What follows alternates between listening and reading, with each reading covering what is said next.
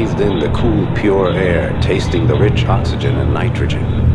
My eyes filled with tears. The sun hovered behind the horizon like an orange fireball. Sunny, that was the latest buzzword. It was talked about now with every breath, and suddenly I knew what it really meant. I stretched out my hand to feel the warmth, to touch its face. Then the timer squealed and a voice roared in my ear. Simulation room S23, your time is up. Please move to the fast decompression chamber. 2 hours later, I was back at the helm of my ship, the Zukabus, leaving the pleasure centers of the Malay archipelago behind. The nano-fabric of my pilot's seat massaged my body as I accelerated on full dipole drive, spearing into the black heart of the lifeless ocean like a nightmare shattering a dream. But the oceans were no longer as dead as they seemed. Scientists brewed gene cocktails and chromosome soups without sanction, rebreeding every life form within range of their test tubes. Mighty sharks, dolphins, even the greatest carnivores that ever lived.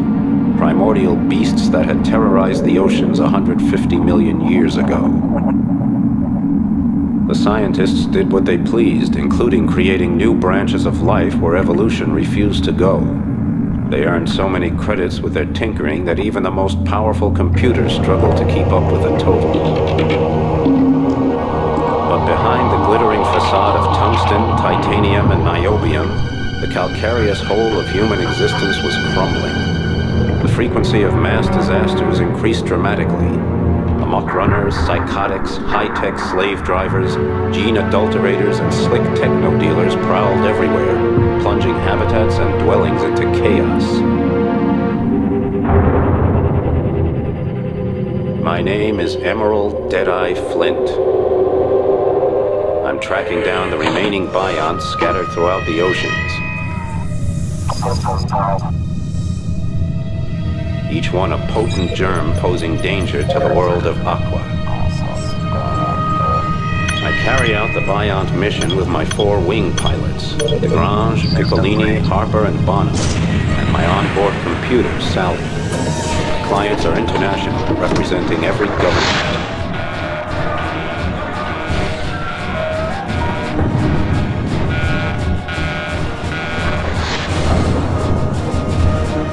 When the Bionts appeared out of nowhere 5 years ago, aiming to extinguish human life in the oceans, I had no objection. On the other hand, it didn't hurt my cash box any to give humanity a short reprieve, so I went for the credits.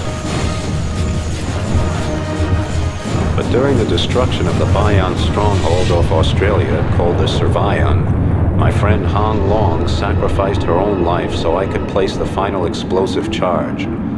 Now I don't sleep too easy. And I won't until every last remnant of the Biont threat has been eliminated. My last job was in Neapolis, the capital of the Atlantic Federation. Neapolis, home to the eccentric techno-bourgeois, a genetically zapped and nanotuned group wasting their senseless lives trying to establish the optimal political system in Aqua. All the while, Neapolis sinks deeper and deeper into a slick of pseudo-democracy, racism, techno-devotion, and corruption. Now the new line, who call themselves Democrats, are making the capital ungovernable, leading only to endless discussions, bureaucratic acrobatics, and a weakened city with a leaderless army. I was glad I was finished there and on my way to the tornado zone in the Eastern Pacific.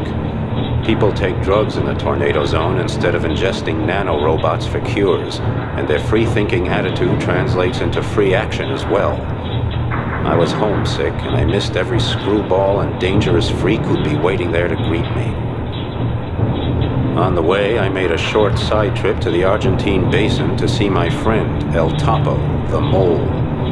Nobody pulls strings like El Topo, who can get almost anything done behind the politicians' backs. El Topo murmured something to me about an important job, a secret scientific sensation. I got a little bored until he came to the part about earning lots of credits. So I went to Magellan and spent a few hard hours at Mariner's Pride, a rotten workers' dive, where I downed mid-brain assassins with a few old friends. Just as the world turned into the carousel I was hoping to ride, I caught sight of some jerk clearing off with the Zuka bus. I had never thought about that happening. Someone just stealing my ship out from under my nose. But there it went. Suddenly I was back to square one again in my old stomping ground. Broke, exhausted, and listing heavily.